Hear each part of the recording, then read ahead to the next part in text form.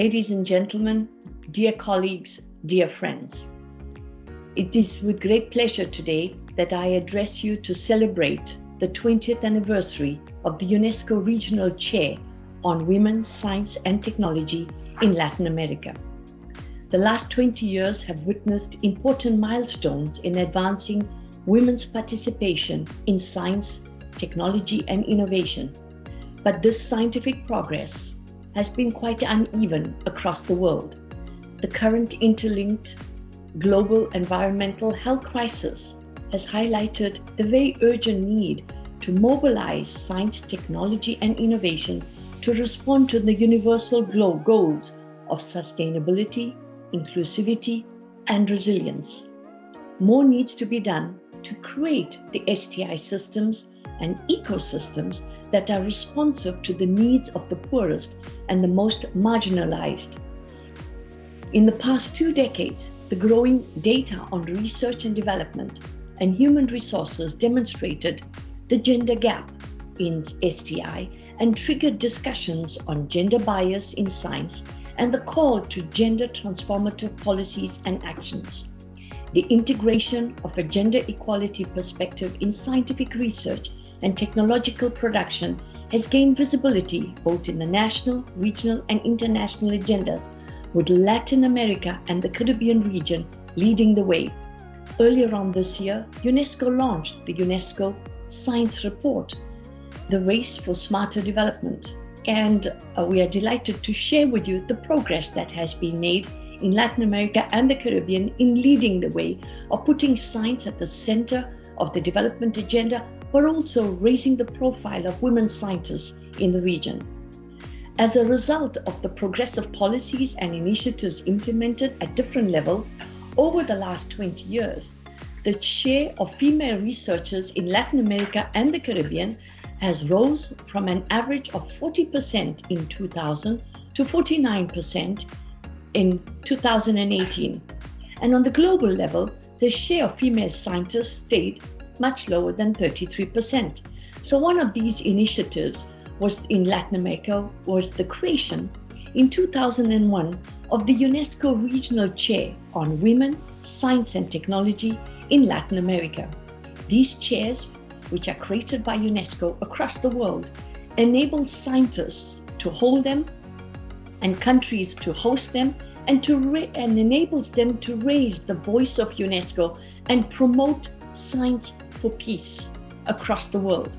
So it's 20 years of existence today that the chair in Latin America, this is the UNESCO Regional Chair on Women, Science and Technology, that has been created in 2001. We celebrate today 20 years of its existence, and it has promoted women in science throughout a wide range of activities at national, at regional, even international levels, in close cooperation with scientists, governments, academics, private sector, and civil society organizations. We are proud at UNESCO today to celebrate the 20th anniversary of this UNESCO Regional Chair on Women's Science and Technology in Latin America. Through its actions, this particular chair in Latin America has advanced knowledge creation, education, communication, and advocacy for women in science in Latin American and Caribbean countries, and fostered exchanges and experiences, sharing between countries in the region and other parts of the world. The chair has been critical in the creation and actions of the network of Ibero-American women leaders, the Central American network of STEAM, STEAM educators with the gender perspective, the Act on Gender network of communities of practice on gender equality policies in universities, research centers, both in Europe and in Latin America.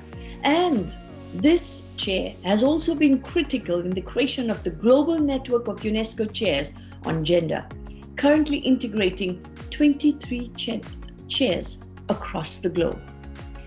Dear ladies and gentlemen, on behalf of UNESCO, as the Assistant Director General for Natural Sciences, I am deeply honored to congratulate the chair, and in particular, its coordinator, Professor Gloria Bonda, on this 20th anniversary. Dr. Gloria Bonder has done an exceptional work in raising the profile of women scientists, not only in the region, but also in the world. She has played a significant and prominent role on the role of women in science much more broadly. For 20 years, the UNESCO Regional Chair on Women, Science and Technology in Latin America has been among the key partners in UNESCO's efforts to bridge the gender gap in science. With so much more to do to reach gender equality in science, I wish the Chair at least more than another 20 years of actions, initiatives, and progressive ideas. Congratulations on this 20th anniversary of the UNESCO Regional Chair on Women, Science and Technology in Latin America. You set an important milestone for the world, and we look forward to continued working with you and raising the voice of women scientists across the world. I thank you sincerely. Thank you.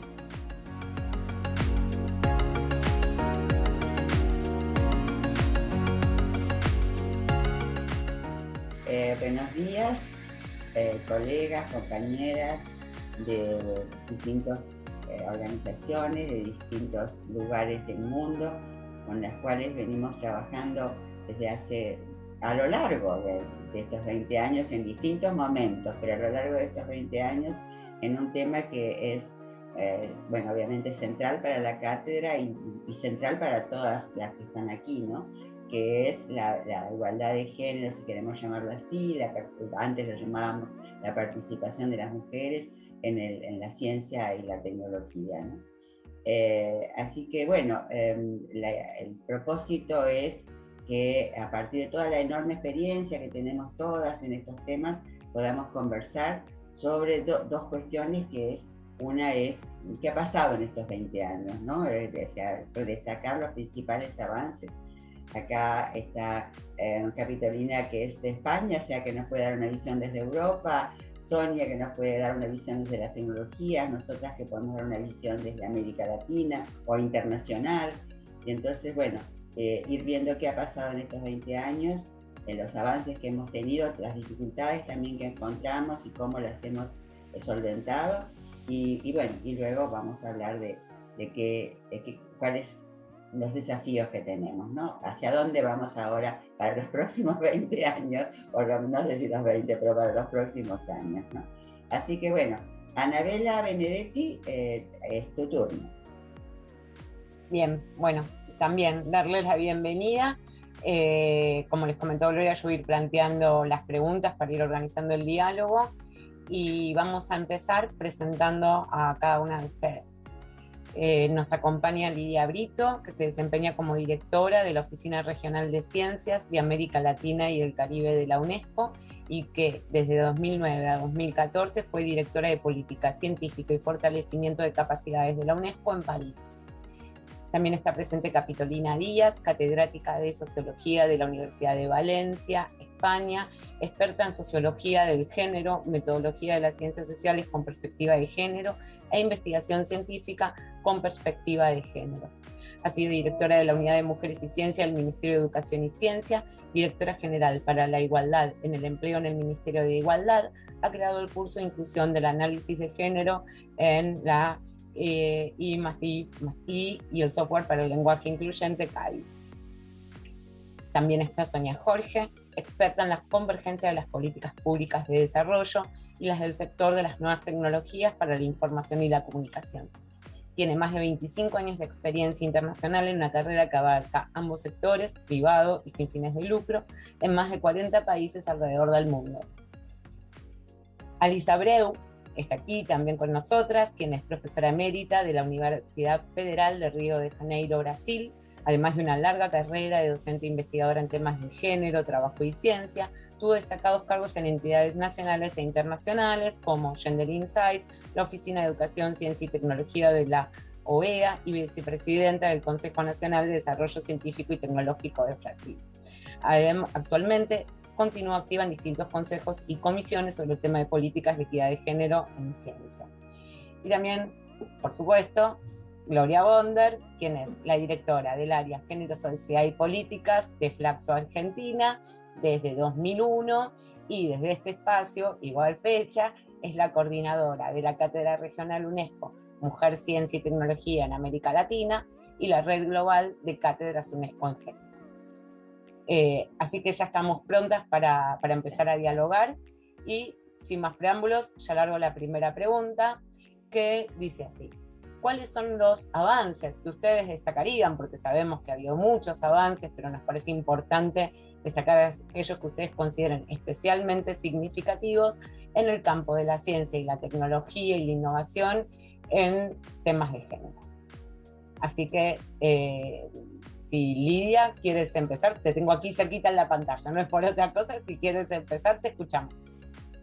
Muchas gracias y gracias de nuevo por la invitación de estar en este panel de celebración de 20 años de mucha labor de la Cátedra UNESCO para Mujeres de Ciencia y Tecnología en América Latina y el Caribe. Labor ese que me parece que ha influenciado los avances que lo tenemos en esta región. Entonces, en este momento, felicitar no solamente los 20 años de existencia y de vida, pero también felicitar por los logros y agradecer realmente el trabajo profundo que desde la cátedra y sus redes han hecho en esta región, a donde las mujeres juegan un papel importante en la ciencia y la tecnología. Y quizás ese sería el primer comentario. Por suerte, yo vengo de otra región en África, a donde tenemos mucho menos presencia de mujeres en el área de ciencia y tecnología, y la verdad es que América Latina está arriba de la media mundial en términos de porcentaje de mujeres en ciencia.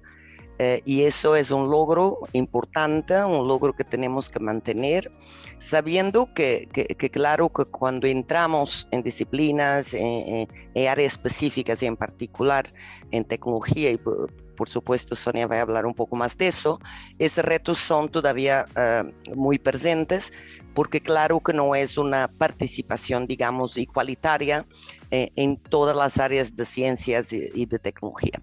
Pero hay un avance y me parece que es algo a celebrar y a mantener y a garantizar que las políticas lo continúen. Yo pienso que otro avance interesante, y mis colegas mejor que yo, porque lo estudian, podrán hablar de eso, me parece que hay un conocimiento más profundo de las causas de la desigualdad de género en estos temas tan importantes para el desarrollo sostenible como son las ciencias y la tecnología. Porque hay más redes estudiando las causas principales de ese sesgo que vemos. Claro que también eso implicó mucho trabajo de la cátedra y de las redes y de los grupos como Gender Insight, etcétera, de realmente hablar de conocimiento sobre estos temas para arriba de ese conocimiento hacer una acción realmente de impacto, ¿no?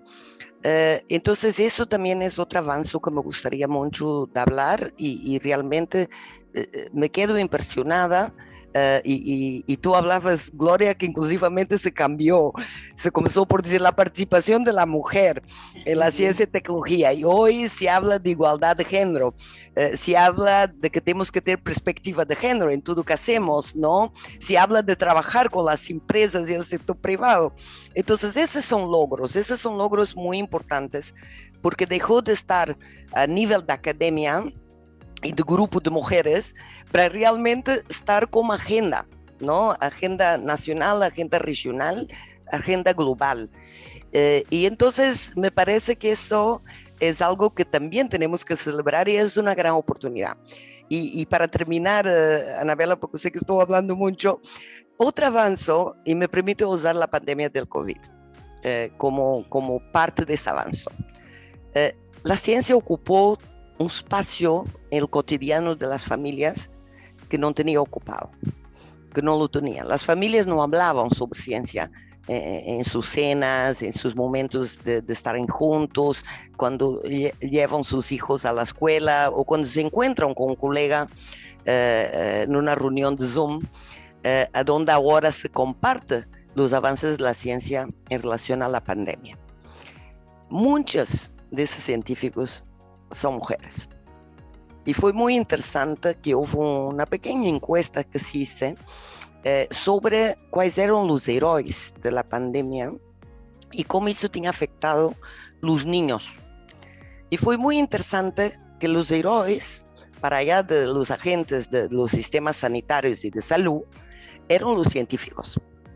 Fueron considerados héroes en este momento que todos buscábamos soluciones y respuestas a momentos de incertidumbre.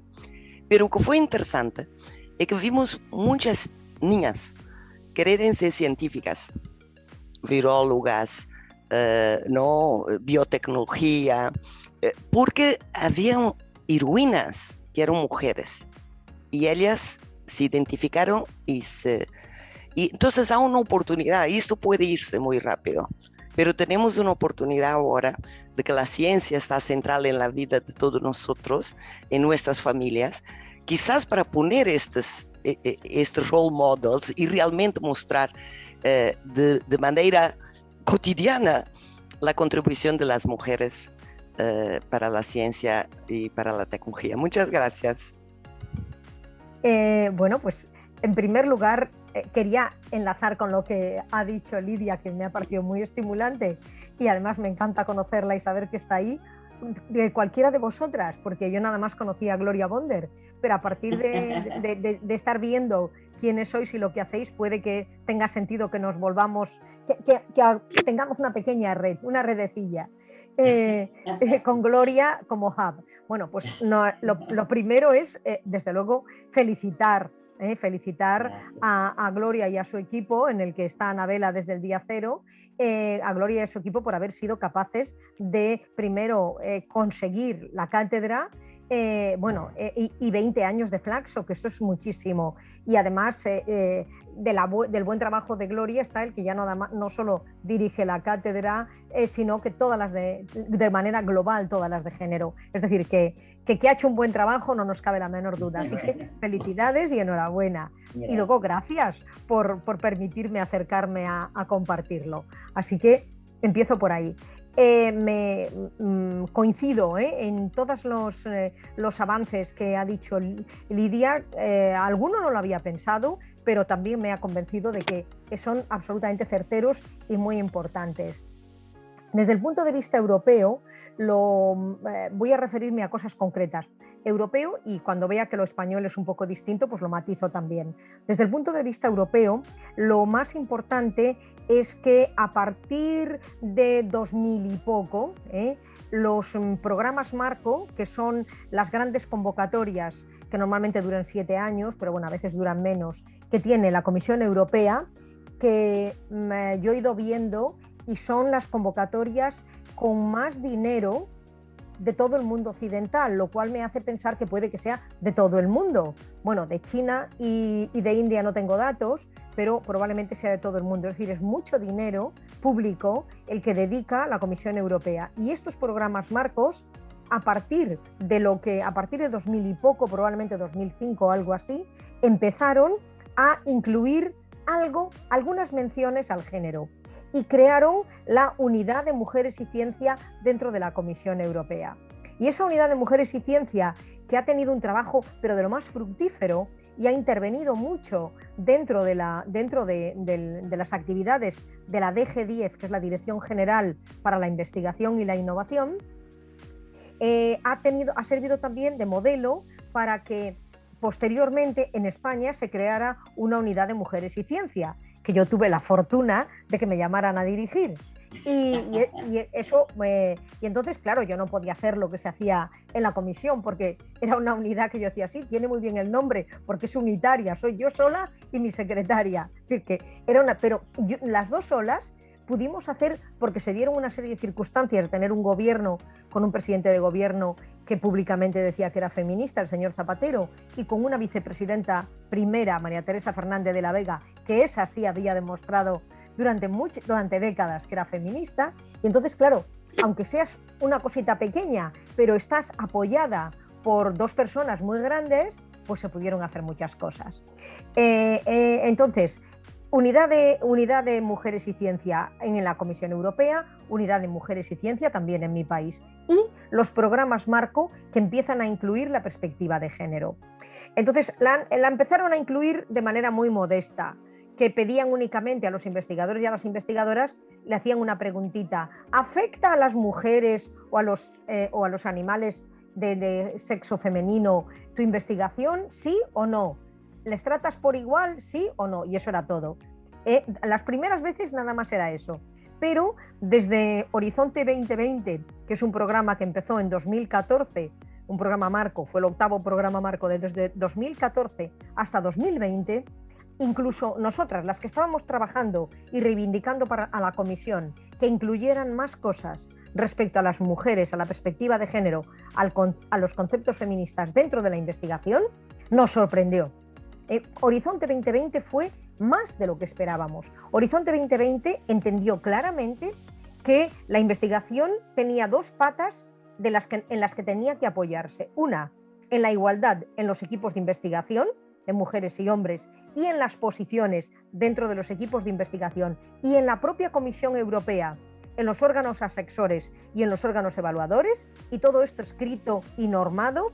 Y la segunda parte, que la perspectiva de género tenía que formar parte de los contenidos de la investigación, así directamente de los contenidos, cosa que no habíamos oído nunca. Y dice, y esto quiere decir que de los 500 y algo más temáticas, 500 y algo más temáticas que tiene la Comisión Europea para sacar las convocatorias, hay cerca de 120 que van a llevar una banderita, y las que lleven la banderita quiere decir que obligatoriamente se tiene que utilizar la perspectiva de género, y si no, no eres elegible.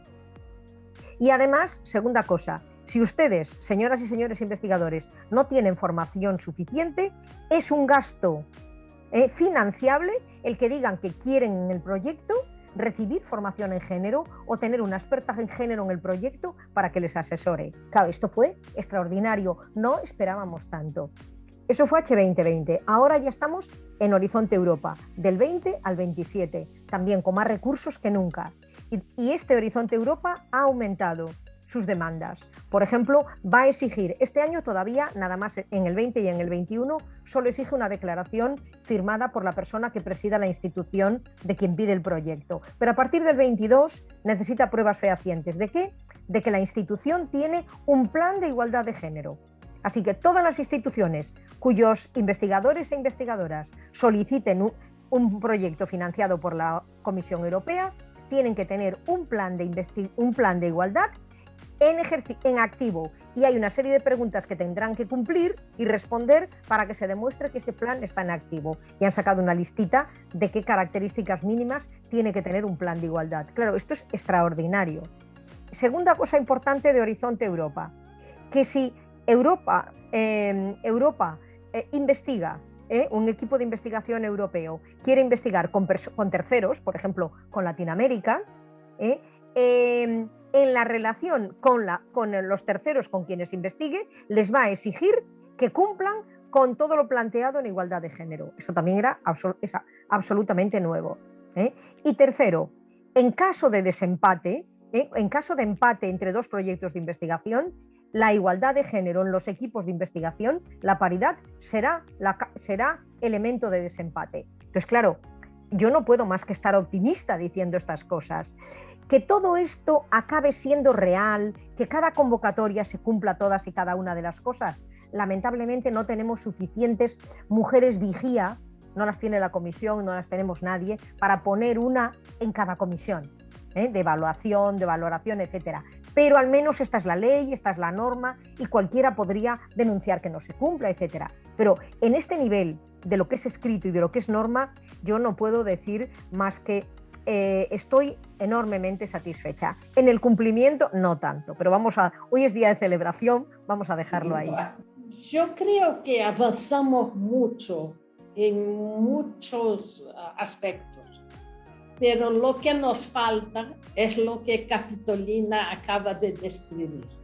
O sea, si miro a Brasil y también a otros países de América Latina, vemos que en los últimos 10 años la cuestión de género entró en la pauta de muchas instituciones, muchas universidades, pero todavía están aisladas, todavía son eventos un poco únicos y autorreferidos. Y nos falta la política. Por lo menos en Brasil, no hay una institución de apoyo a ciencia y tecnología que tenga las políticas de género como mencionó Capitolina, con una excepción que acaba de acontecer, que es la FAPESP, que es una de las mayores financiadoras de ciencia, pero que está restricta al estado de São Paulo, que ahora inició a solicitar a sus cientistas que aplican preguntas sobre el uso de género en la investigación. Es la única. Si miras, por ejemplo, a CNPq o CAPES, la cuestión de género está ahí. CNPq acaba de poner la cuestión de la maternidad, que se puede dar la información en el currículo LATEX, que es un paso importante, pero no hay una política que diga que CNPq va a solicitar en sus bolsistas o en la financiación de investigación que la cuestión de género esté contemplada. Y tampoco hay muchas restricciones para equipos que no sean equilibrados. O sea, hay un movimiento en que todos los comités ahora de CNPq tienen ellos la noción de que es importante un equilibrio, pero no es oficial, o sea, no hay una norma, ¿no? Hay un cierto ambiente en que los géneros realmente tiene que ser considerado, pero no hay políticas. Entonces yo creo que el ejemplo de Europa, a mí me parece, Capitolina, no sé si estás de acuerdo, que fue un trabajo de largos años de un grupo que se llama el Helsinki Group, que logró realmente poner no solo en la mesa de conversación, pero también hacer investigaciones, en lo que dice Lidia y usted es fundamental, o sea, nosotras ahora tenemos la base de investigación para entender el problema. Entonces mucha gente nos pregunta, pero si están ahí todo eso, ¿por qué no? ¿Por qué todavía es importante discutir? Yo creo porque la desigualdad de género, y ahora un poco ampliada para otras desigualdades, es una de las más persistentes desigualdades que tenemos en las relaciones sociales. Es increíble. Yo me acuerdo de mis investigaciones de sociología del trabajo, donde mirábamos la reestructuración industrial en muchas firmas. Y lo que nosotros veíamos es que cuando se implementaba una nueva tecnología o había toda una reestructuración de las jerarquías para que de nuevo las mujeres se quedaban más abajo. Y yo creo que es un poco eso que sucede, o sea, tenemos logros, o sea, en América Latina invadimos las universidades, somos la mayoría, tenemos el conocimiento, pero aún hay barreras que se restablecen, que se quedan. Y yo creo que una de las cosas que deberíamos luchar en América Latina es lo que dice la cátedra muchas veces, o sea, tal vez 2 o 3. Primero, cambiar cómo se enseña el conocimiento de ciencia. Gloria tiene un vasto conocimiento de eso y de discusiones que me parece fundamental. porque eso va a explicar muchas veces por qué mujeres permanecen o no en aquellas especialidades. Segundo, es traer la cosa de género en políticas de financiación de investigación. Eso es porque cuando se insere estos constraints en cómo conseguir plata, empieza a tener efectividad, ¿no? Entonces yo creo, y finalmente, creo que en los últimos 5 o 10 años se entendió muy bien que traer la cuestión de sexo y género en la investigación misma es fundamental. Creo que eso ya está también, es un logro también, y creo que no solo la cátedra, pero también Unión Europea con Gendered Innovations, el proyecto de Gendered Innovations fue central en eso, y que ahora está en las manos de Londa, que lo administra maravillosamente, pero fue también quien dio el primer paso fue Unión Europea, y de nuevo trayendo la cosa de políticas. Así que yo creo muchos logros, pero en nuestra reunión todavía un gran reto, que es cómo traer todo eso en políticas que sean más universales y que traigan realmente resultados. Bueno, gracias. No, está bien. Yo quisiera complementar lo que dice Alice, ¿no? Después ya entraríamos quizás en tecnología, que es un mundo en sí mismo también, ¿no? Bueno, justamente pensando qué habíamos hecho en estos 20 años, qué vimos nosotros suceder y en qué participamos en estos 20 años, veíamos lo siguiente panorama, ¿no? Cuando empezamos, en realidad yo empecé con este tema antes de la creación de la cátedra. Estaba pensando cuándo y no me acordaba bien, pero debe ser unos 25 o más, y justamente por una iniciativa de UNESCO. Me acuerdo de hasta el nombre de la persona, que no sé si estaba, bueno, que René Clair era, y que realmente me llamó en ese momento, y empezamos a hacer algo muy básico. Parece que lo tenemos todo, pero costó muchísimo. Por ejemplo, tener estadísticas desagregadas por sexo. No estoy hablando de género, desagregadas por sexo. Nosotros empezamos acá en Argentina y no las encontrábamos. Entonces, esa fue como la primera etapa. A ver, estadísticas, por supuesto, educativas y el plano universitario. Bueno, entonces, ahí empezamos y se fue creando paulatinamente un campo de conocimiento, un campo de investigación, y que fue ¿no? O sea, bueno, ¿qué estaba pasando en las universidades? Sí, había cada vez más mujeres, pero teníamos que ver a qué carreras se dirigían, primer paso, ¿no? O sea, cómo se distribuían varones y mujeres en las distintas carreras universitarias. Y teníamos que tener datos, porque no podíamos ir, obviamente, a plantear demandas al Ministerio de Ciencia. Me acuerdo yo una vez que tuve que ir, si no mostraba que efectivamente había desigualdades, y esas desigualdades estaban legitimadas por los datos que habíamos recogido. Yo creo que después hubo otro momento que ya teníamos esos datos, pero empezamos a ver otras cosas, y esas otras cosas eran, bueno, ¿qué le pasaba a las mujeres? Primero, ¿qué elegían las mujeres? ¿En qué carreras elegían las mujeres? ¿Por qué había tan pocas mujeres en algunas de las carreras llamadas científicas, ¿no?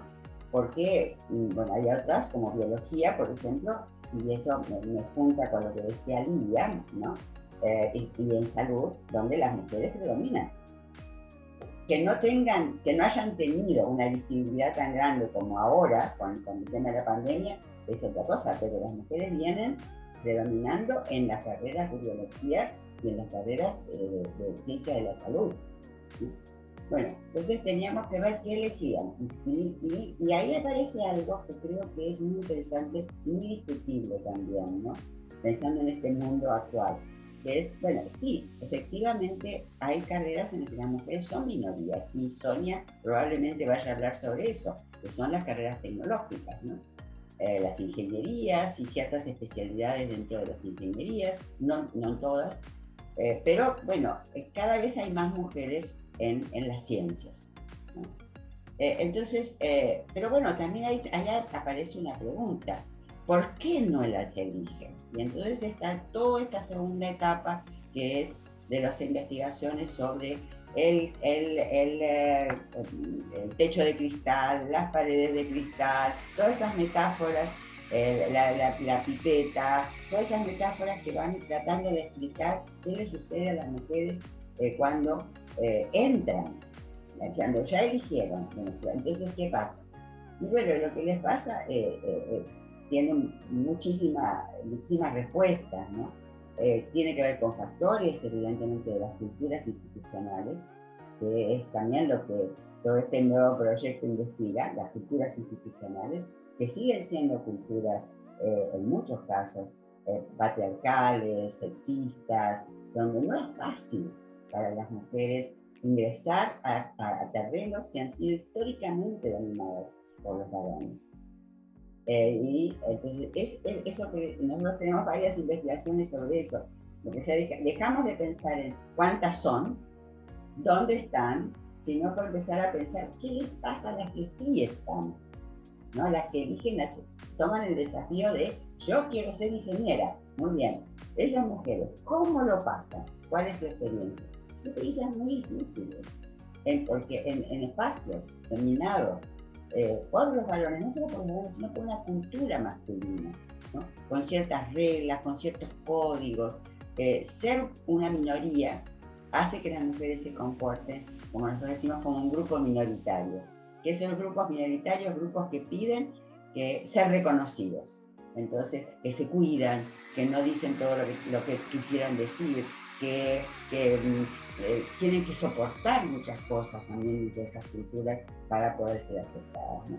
Y yo creo que aquí ha habido todo un crecimiento, para no tomar mucho tiempo, de mucha investigación sobre quiénes son, cuántas son, qué les pasa, por qué se elige, por qué no se elige, por qué no eligen esas carreras.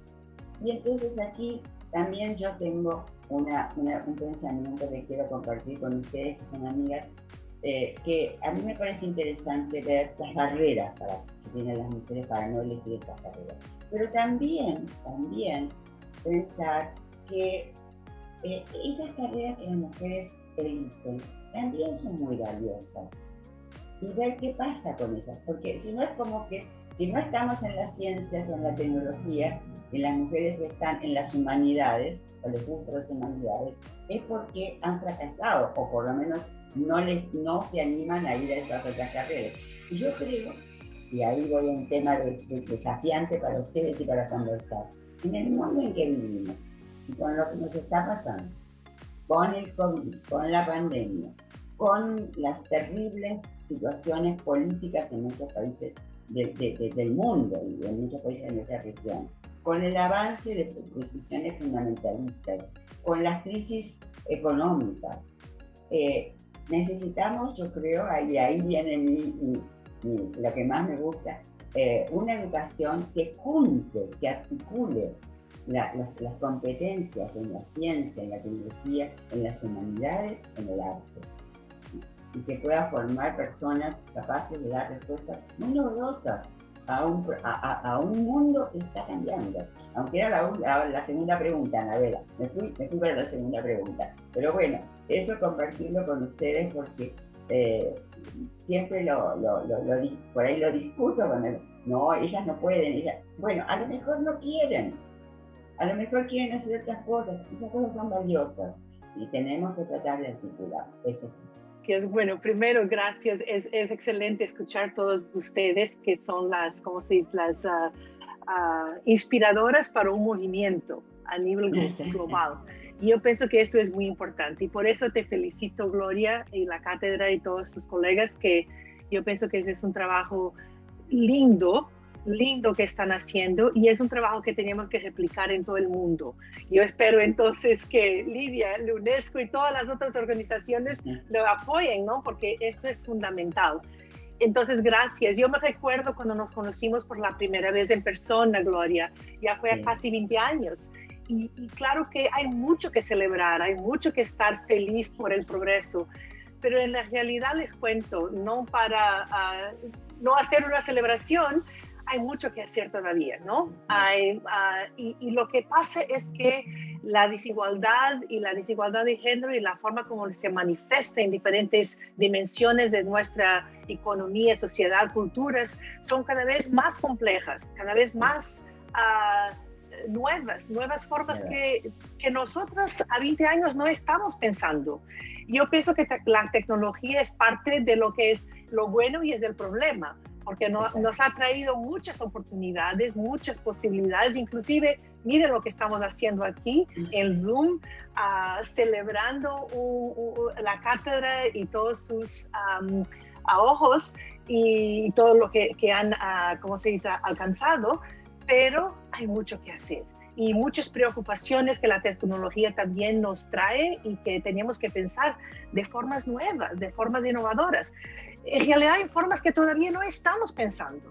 Por más inteligentes y preparadas y conociendo las dimensiones y la complejidad de lo que es tener una perspectiva de género, la realidad es que esta complejidad es mucho grande. Entonces, ¿qué quería yo compartir con ustedes? No solo hay mucho trabajo que hacer, pero para nosotros, para mí, también por mi trabajo, yo pienso y acredito mucho que cambiar la política es esencial, fundamental. Como Capitolina y Alice y Lidia ya mencionaron, y tú también, Gloria, cambiar la política es una base fundamental. ¿Por qué? Porque nos da una forma de también poder no solo, ¿cómo se dice?, demandar accountability, ¿no? No sé cómo se dice accountability en castellano, disculpen, pero demandar accountability, demandar recursos y demandar que el trabajo esté hecho, ¿no? Y no es solo una idea en papel, una política que se puede poner en una oficina linda y que está ahí, una política de género, pero en práctica no es útil, no es utilizada, no es implementada. Para mí, políticas y metas en esas políticas son críticos, ¿no? Es fundamental, es crítico y es lo que nos ayuda a demandar y a poner las cosas en práctica. Entonces, le voy a dar el ejemplo de cómo nosotras trabajamos en mi equipo y en nuestra organización en el tema de conectividad, acceso y conectividad a la Internet.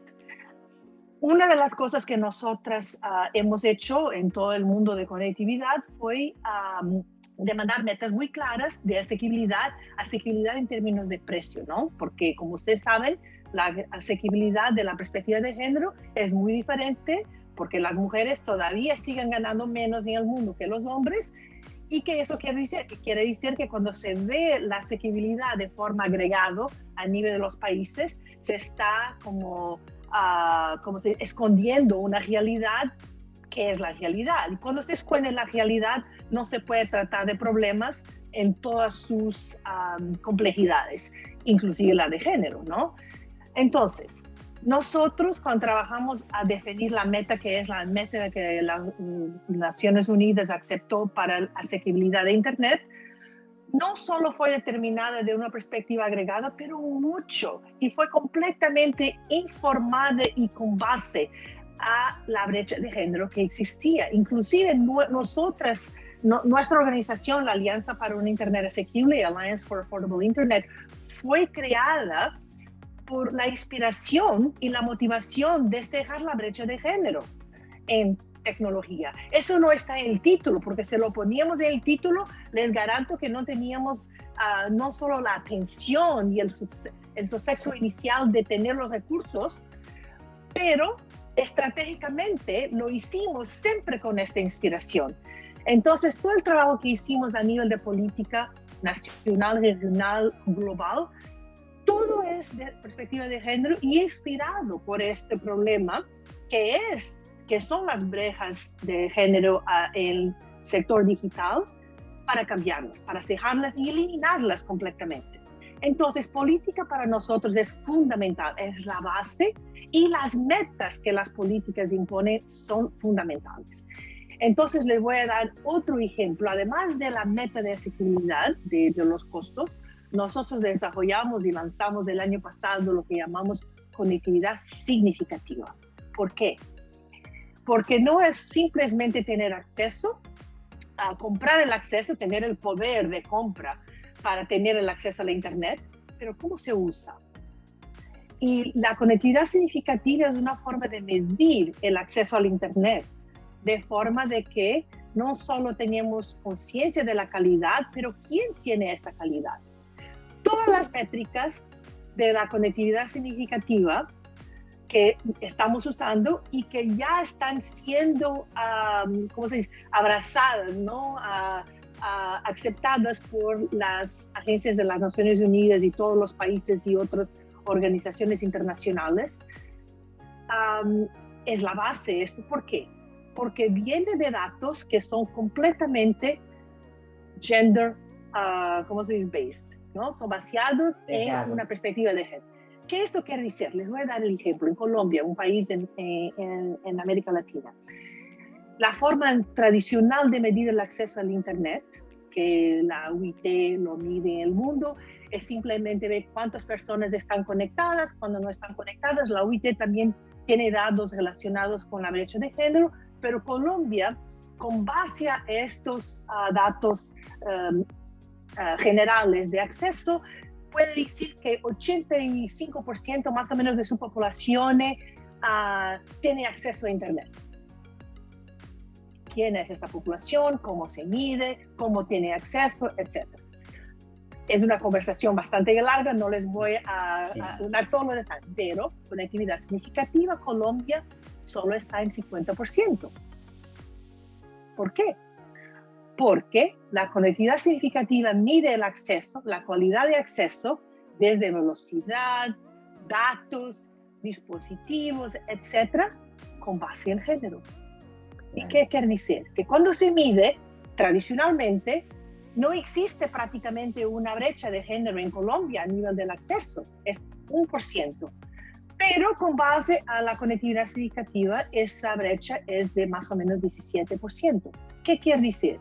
Que las mujeres colombianas sí tienen algún acceso, pero no es lo mismo, porque las mujeres colombianas no tienen los mismos dispositivos inteligentes, tienen los más baratos, no pueden pagar datos suficientes para tener este tipo de reuniones que estamos teniendo nosotras, solo pueden hacer llamadas de voz, lo que sea. Entonces la calidad y el uso que dan es mucho más limitado y restricto. Entonces, la perspectiva de género y las metas que son desarrolladas con base en esta perspectiva son mucho más realistas, son basadas en una realidad de la vida en los países, no solo de un agregado que no existe, pero con base a la dimensión de género. Y esto es fundamental para todo. Quiero aprovechar para dar el ejemplo de Mozambique. Lidia, trabajamos en Mozambique a años, ¿no? Porque trabajamos allá con el gobierno, con parte de nuestro trabajo, y es uno de los primeros países del mundo que su política de acceso universal a la Internet tiene una meta de género, una meta para disminuir a un porcentaje bastante ambiciosa la brecha de género. ¿Por qué? Porque, como Gloria tú viste, los datos son muy importantes. Mucha gente dice data is king, yo lo digo data is queen. ¿Y por qué? Porque con estos datos que hemos conseguido trabajar, mostramos al gobierno,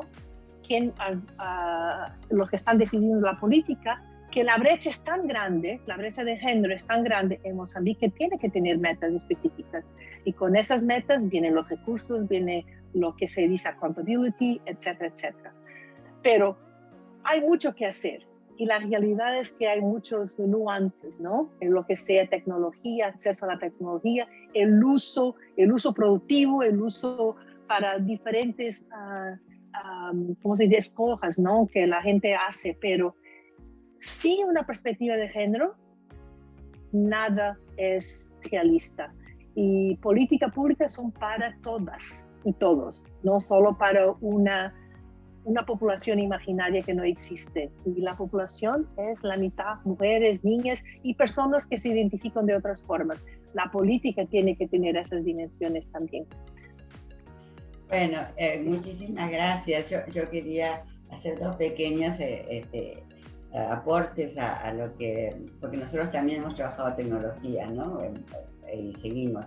Y me parece que lo que plantea Sonia, bueno, en algún momento nosotros hablábamos de distintas brechas, ¿no? La brecha de acceso, la brecha de uso, la brecha de apropiación estratégica de las tecnologías y la brecha de creación tecnológica. Porque, digamos, es cierto, hay brechas en el acceso básico, ¿no?, a las tecnologías básicas, al celular, pero bueno, digamos que hay que ir por más, que ya estos temas son también de las jóvenes. O sea, ya hay, primero, hay muchas redes en la región de mujeres en ciencia, mujeres científicas.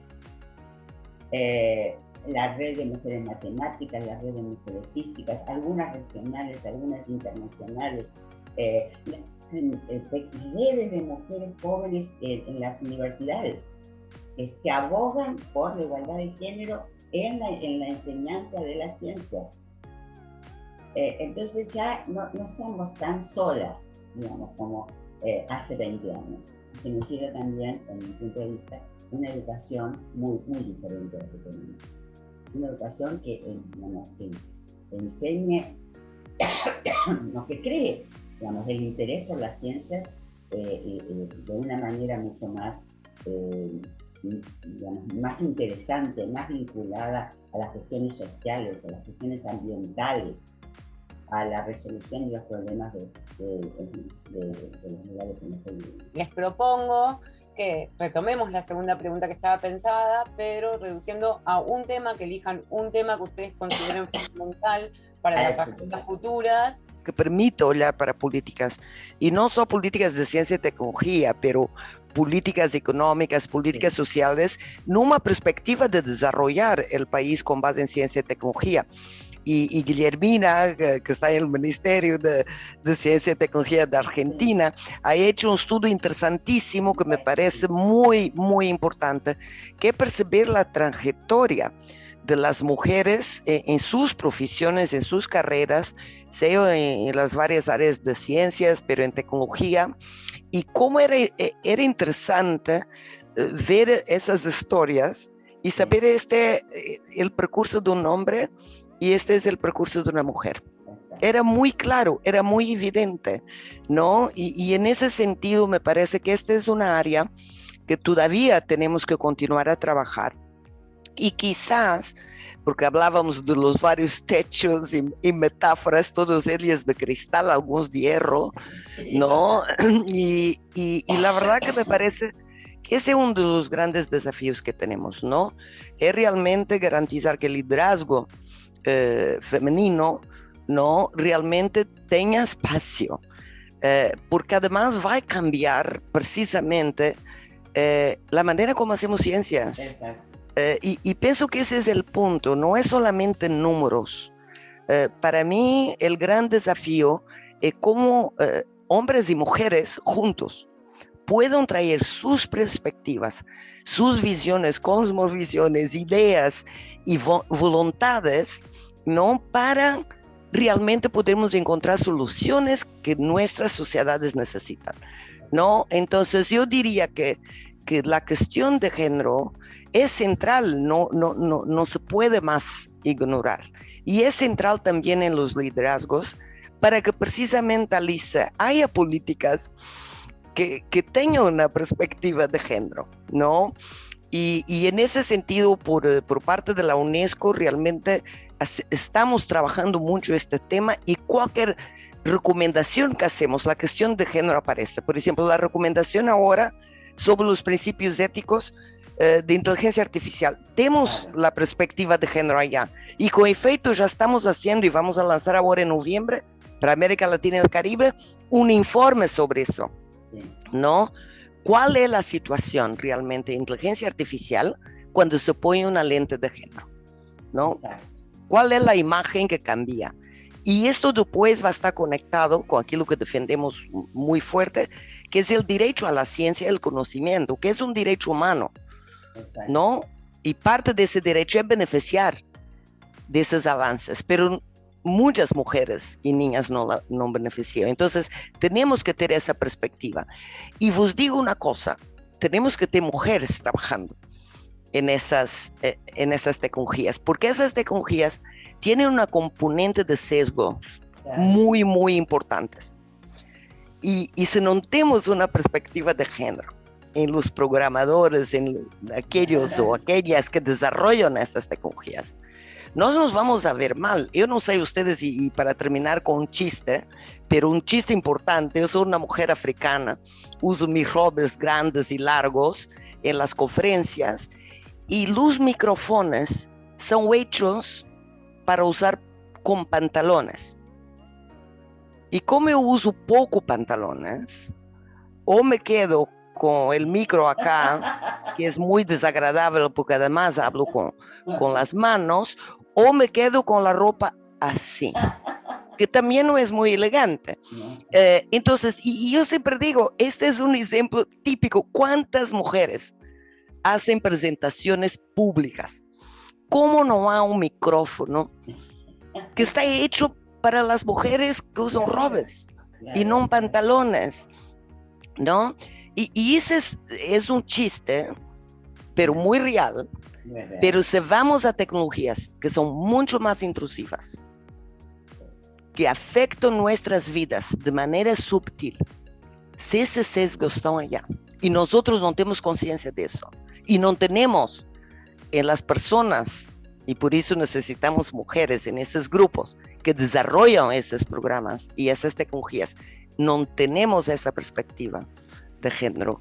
Entonces nos vamos, como tú decías, Sonia, muy bien, me encantó. La cuestión de género hoy es mucho más compleja, porque es más sutil, está en cosas que no son muy aparentes. Y me parece que ese es un gran desafío y es algo que tengo certeza que todas ustedes, y me sumo a este grupo maravilloso y a trabajar con la cátedra y con la red de cátedras en género de la UNESCO y otras organizaciones como las vuestras, para realmente continuarmos esta jornada, que para mí todavía es una jornada de lucha. Muchas gracias. Decía que casi no me queda nada que decir después de escuchar a Lidia. Es que eres fabulosa, ¿eh? Es extraordinario. A ver, yo únicamente como desafío voy, porque los desafíos, digamos, son numerosos, porque es casi uno en cada ámbito. Entonces, uno, como apoyo todos los que ha dicho Lidia, uno que no se ha dicho y para mí es muy importante, y tal vez porque siempre he estado en el sector educativo. Para mí el gran desafío sería conseguir que en España le llamamos escuelas de magisterio, los centros universitarios de formación del profesorado fueran los primeros lugares en los que se introdujera la perspectiva de género. Es decir, que el profesorado universitario, como yo misma, que dé clase en una escuela de magisterio, sea un profesorado que sepa que va a enseñar a unas jóvenes y a unos jóvenes que vienen dicotomizados, porque vivimos en estas sociedades dicotomizadas y con prevalencia masculina, ¿no? Con predominancia masculina. Estas sociedades sexistas, patriarcales, como le queramos llamar. A mí me gusta decirles de supremacía masculina. Bueno, pues sabemos que recogemos ahí en nuestras aulas jóvenes formados en una ideología de supremacista masculina, en otros supremacismos también, pero en este es el que nos importa aquí. Y que esos jóvenes van a formar a las criaturas del futuro, niños y niñas. Y necesitamos que ambos salgan con una visión, niños y niñas, con una visión más igualitaria. Una visión de que la gente es diversa, pero tiene que tener oportunidades para alcanzar lo mismo y trato igual. Entonces, para mí, el gran desafío de la ciencia es que desde la primera ciencia que se enseña que debe ser la de la lectura y la escritura, los primeros números, todo eso de ahí para arriba, los enseñantes de primaria tienen que saber cómo hacerlo con perspectiva de género. Yo, es decir, apostaría lo que fuera, prestaría mi tiempo voluntario, lo que sea, si mi gobierno, que nunca ya presta la atención a esto, he tenido varias ocasiones de decirlo en varios lugares y nunca se me ha escuchado, pero si se centraran en eso, y en paralelo tendría que haber un programa de, como se dice en inglés, in-service training, ¿no? A las maestras y maestros que ya están ejerciendo, que les intentáramos reeducar hacia la igualdad, porque no tienen esa formación. Es decir, y por tanto no les podemos culpar tampoco. Nada de culpabilidad, es abrir los ojos, darse cuenta de que hay que empezar por ahí, y hay que empezar de inmediato. Y para poder empezar por ahí, tenemos que conseguir que el profesorado universitario que da clase a futuros maestros y maestras sepa que tiene que enseñar el conocimiento con perspectiva de género. Habrá que escribir nuevos materiales, muchas cosas, pero ahora todo es muy fácil con estas tecnologías, que por supuesto, como ha dicho Lidia, también tenemos Lidia y Sonia, hay que tener cuidado con ellas. Bueno, y también lo ha dicho Gloria, es decir, todas estamos coincidiendo en decirlo. Este es mi desafío, trabajar con el profesorado de enseñanza primaria. Muy bien. Eso está. Ya está. Alice. Sí, mira, yo quería terminar con una nota positiva, porque yo creo que los 20 años de la cátedra y del trabajo de Gloria tuvo frutos muy claros. Y yo creo que ejemplos recientes lo muestran. Gloria acabó de mencionar la situación en Argentina, que creó un programa muy explícito, pero hay una cosa muy semejante en Chile, y creo que Gloria ya fue una de las personas que Chile llamó para discutir género hace unos años atrás. O sea, lo que vemos es que aún sean, digamos, pasos lentos, que los pequeños, ¿cómo se dice eso? Sementes que ponemos, al final crecen, ¿no? Y creo que en este momento en América Latina es un momento muy propicio. Otra cosa que creo que tenemos que ver con ojos muy positivos también es que muchísimas, en casi todas las asociaciones disciplinares, empiezan a tener comités de género. Eso en Brasil es una fiebre, o sea, todas las grandes asociaciones y asociaciones disciplinares, las más distintas. Ahora acaban de invitarme para una asociación brasileña de estudios de investigación en transportes, que ingeniería de transportes no es una área muy femenina, pero ya están ahí intentando crear un grupo de género para la asociación y así. Entonces, creo que los frutos están. Yo continúo a decir que comparto con todo lo que ustedes dicen, pero creo que es hora de intentar hacer más cosas como hizo Argentina, o sea, de tener programas en los ministerios que traigan esa perspectiva de una forma más global. Creo que eso va a cambiar en los próximos años lo que pensamos, porque lo que queremos nosotras es que esas culturas no existan más y que nosotras no tenemos que luchar como lo hicimos hasta ahora. Queremos que sea normal que entre una chica en física, en ingeniería eléctrica, en computación, que se sienta bien y no tenga que tener todos estos movimientos tan tensos que tienen actualmente que tener. Entonces es que tenemos que, son mudanzas estructurales que cambian el ambiente donde una mujer hace ciencia. Y ojalá estemos haciendo pasos en esta dirección.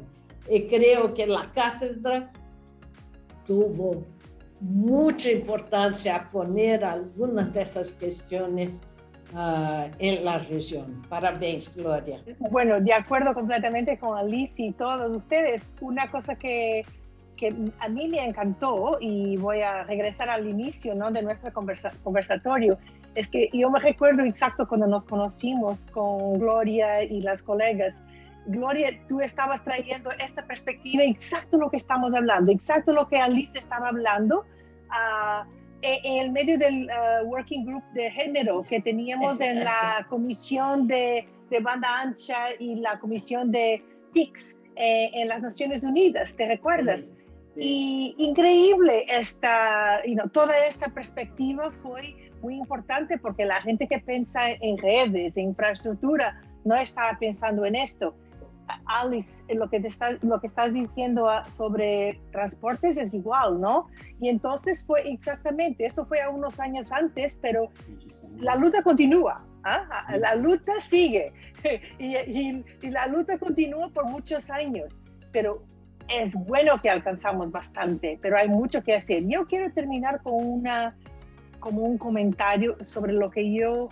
Bueno, no sé cómo ustedes me pueden ayudar a decir en castellano. En inglés nosotros decimos diversity in design, que es diversidad en el diseño. Diversidad en el diseño. Pero cuando yo digo diseño de políticas, diseño de ciencia, diseño de la tecnología, el diseño de todo que impacta a la sociedad. Y esto es muy importante porque la diversidad quiere decir que mujeres, niñas, personas de diferentes grupos étnicos, de diferentes razas, de diferentes edades, de diferentes experiencias, de diferentes países, de diferentes regiones, estén representadas en el diseño. Porque el diseño de todo, de ciencia, tecnología, política, tiene que beneficiar a todas las personas. Y entonces yo pienso que la perspectiva de género, lo que yo aprendí con todos estos años de trabajo, que ya estamos todos un poquito mayores, es que la perspectiva de género nos ayuda a traer todas estas dimensiones a la mesa, a la agenda. Y esa es una de las cosas que yo estoy muy orgullosa en tener participado contigo, Gloria, con la cátedra, con Nancy, ¿te recuerdas, Nancy Hafkin? Y todas nuestras amigas dentro de en nuestro sector, es que el impulso y nuestro trabajo de la perspectiva de género también ha abierto puertas a todas estas dimensiones sociales, económicas, culturales, de representación. Y esto para mí es muy importante. A mí me hace muy contenta no solo estar pensando en mujeres y niñas, pero todas las dimensiones que mujeres y niñas traen a una agenda, a una mesa, a una discusión, a la ciencia y tecnología. Y esto es muy importante. Entonces nosotros, como digo, la lucha continúa, pero tenemos mejores herramientas, mejores formas de hacerlo.